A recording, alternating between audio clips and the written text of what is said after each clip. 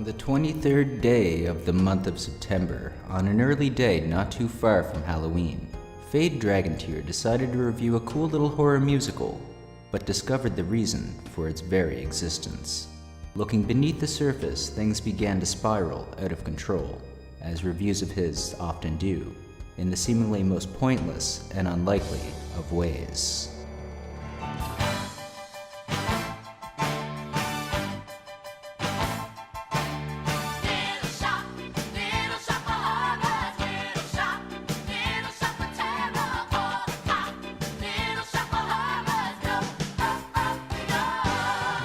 So this was a review I've been meaning to do for a while. It was supposed to be a quick and easy review of a really fun 80s rock musical about a giant plant that eats people. I mean, great music, awesome special effects, it might be something you remember from your past, or maybe it's completely new to you. Either way, it's a no-brainer for a solid Halloween review. But in typical Fade fashion, the more I put any actual thought into any aspect of this film, the more fascinated I became.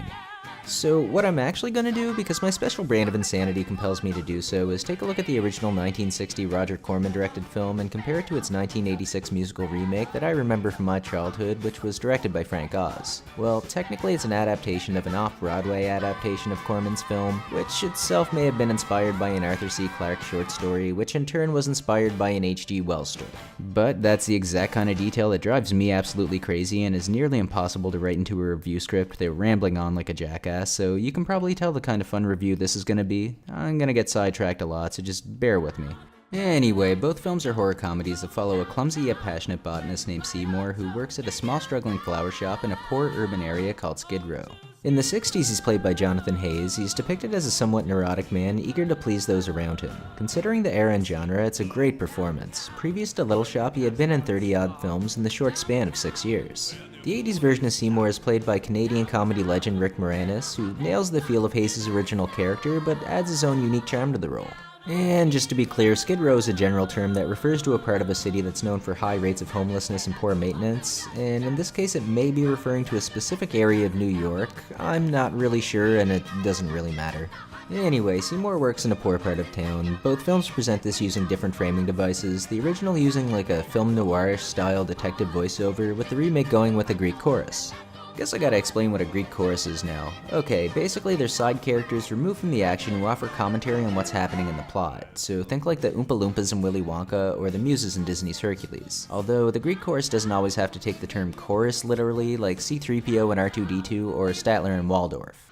The internet is a completely different culture, isn't it? You said it. Everything here is immediately followed by sarcastic comments and nasty responses. Yep. We're finally where we belong. I'm sorry, I can't stop those guys. It's my fault for bringing them up.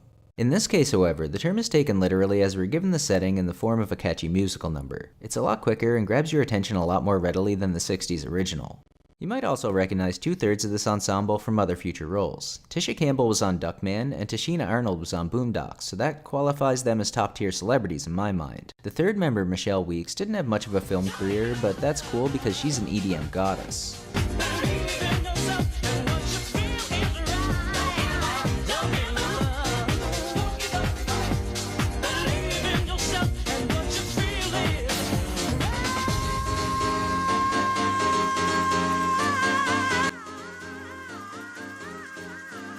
I just figured I'd give her a second to do her thing. Moving on. You can also immediately tell there's a bit of a budget difference going on, with the original being made for roughly 30 grand and the remake at around 30 million. Also, the original was shot in 2 days. Well, technically the script took 2 weeks, they recycled sets from other films, had a 3-day rehearsal, and 2 days to shoot. There was also some second unit stuff. What I'm saying is Roger Corman is a fucking machine. He mostly produces nowadays. Actually, citation needed, but he might hold the world record for most films produced, and he's been making films in some capacity since 1950. The dude is a film legend, and if he happens to find his way to watching this video, I have a couple really solid pitches I would love to share, so feel free to reach out. I know like 90% of this video is me rambling on here, but it's only fair that I speak about the director of the remake, Frank Oz, who's a legend in his own right. I mean, yeah, he's Yoda and Grover and Cookie Monster and Fozzie and Animal and Miss Piggy, but he's also a pretty accomplished director and producer. The Dark Crystal is one of my favorite fantasy films of all time, and who doesn't love the Muppet movies? I can't find any solid information about the production timeline of the remake, but it's safe to say that there was a lot more time spent on just about every aspect of the film, and it really shows. Even at a glance, you can see a vast difference in the staging and choreography, and that's not even considering elements like lighting, special effects, or the soundtrack. Anyway, back to the plot. In both films, Seymour brings a new exotic plant to the shop, which draws the attention of locals passing by, therefore bringing prosperity to the shop. Both films imply the plant has a psychic draw. It's done pretty subtly in both cases, but it's there. In the 60s version, Seymour just says he bought the seeds from a Japanese farmer. In the remake, we get a musical number about that moment. The remake implies that the plant is from space. When suddenly, and without warning, there was this... It got very dark. Also, the Japanese guy was changed to a Chinese guy for some reason. I don't know. In the original, the first customer is played by Dick Miller, who shows up as a guy who eats flowers. I don't know, it's just his thing in this movie. If you don't know who Dick Miller is, shame on you. He's a character actor who's been in so much stuff, some of it you probably even heard of. In fact, I'm sure many of you are trying to figure out what you've seen him in before. Let me help you out with that. Just off the top of my head, Gremlins, The Terminator, various Star Trek, and The Burbs, which I've been meaning to review for a while. In the remake, we get Christopher Guest as this guy. Excuse me, I couldn't help noticing that strange and interesting plant. What is it? You might know Christopher, but not as readily recognize him from The Princess Bride or Spinal Tap. They both nailed the whole weird guy in the flower shop in their own unique way. Seymour names the plant Audrey Jr. after the daughter of the shop owner and his love interest Audrey, played in 1960 by Jackie Joseph and by Ellen Greene in the 80s. Actually, in the remake, it's not clear if Audrey is the shop owner's daughter, and the plant is named Audrey too, but whatever, we're just gonna move on. Both deliver a stellar performance. It's worth note that Jackie Joseph and Dick Miller played husband and wife together just 2 years before this remake on Gremlins. That can't be a coincidence, right? Like, I feel like there was some kind of Little Shop reunion / tribute going on there. Anyway, Seymour quickly learns that the plant needs human blood to sustain itself. In the 60s version, Seymour at first accidentally feeds the plant after cutting himself on another plant, and this causes Audrey Jr. to grow exponentially overnight. In the remake, a similar situation happens during a musical number, but it's pretty clear that Audrey 2 is quite a bit more proactive in the pursuit of its needs, and has a lot more personality. I guess I should take a moment to appreciate the special effects here. Audrey 2 in the remake was done with a mix of several techniques, including animatronics, traditional puppetry, and a little bit of photographic trickery, with a lot of the shots of the plant being filmed at half speed and then sped up. Which means in some cases, Rick Moranis and the other actors had to play their roles in slow motion, and honestly, had I not read that on the internet, I never would have guessed, so props for that. Along with later characters like the Tremors from Tremors and the dinosaurs from Jurassic Park, Audrey 2 stands out as one of the greatest special effects-driven characters of all time, partly because of just how expressive the character is, which is a combination of the special effects and the performance of Levi Stubbs, who you might know as Mother Brain from Captain N, or 1/4 of the Four Tops. I'd also like to point out that there's some interesting imagery in Seymour giving his own blood in order for the plant to flourish and grow, as essentially his life depends on it. I can kinda relate. That's how I feel about my channel sometimes. Anyway, not being able to sustain the plant with his own blood alone, and at the plant's demand, Seymour finds a fresh form of food. The original has a pretty fun sequence where Seymour accidentally kills a guy, and then he also accidentally kills a sadistic dentist who enjoys inflicting pain.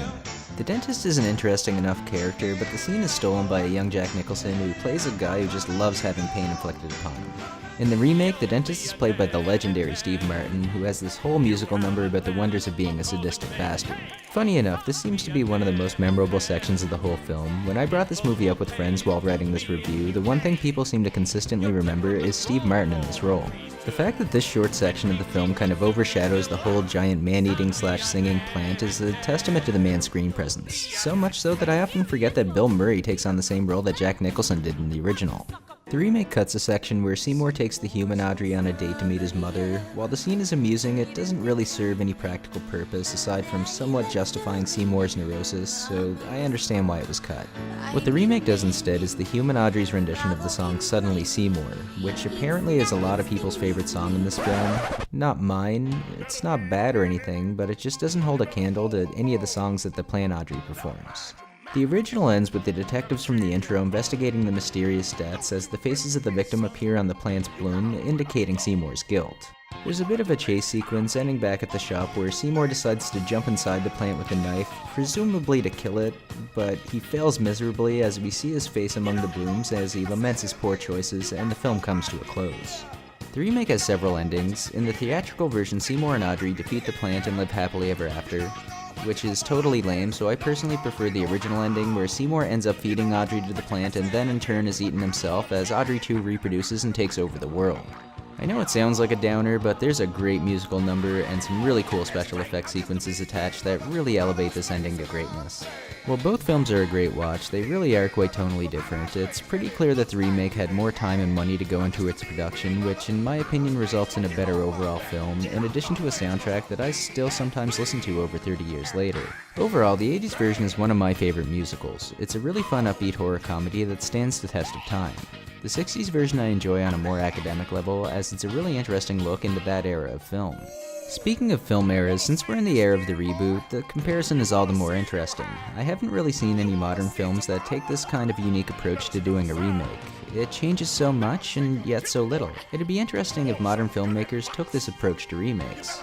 I, for one, am ready to see something like Apt Pupil as a Madcap Dennis the Menace-style hijinks comedy. Or, It's a Mad, Mad, Mad, Mad World as a huge-budget Fast and the Furious-type style blockbuster action film starring an ensemble cast. Oh, the producers as a super serious Scorsese-esque thriller.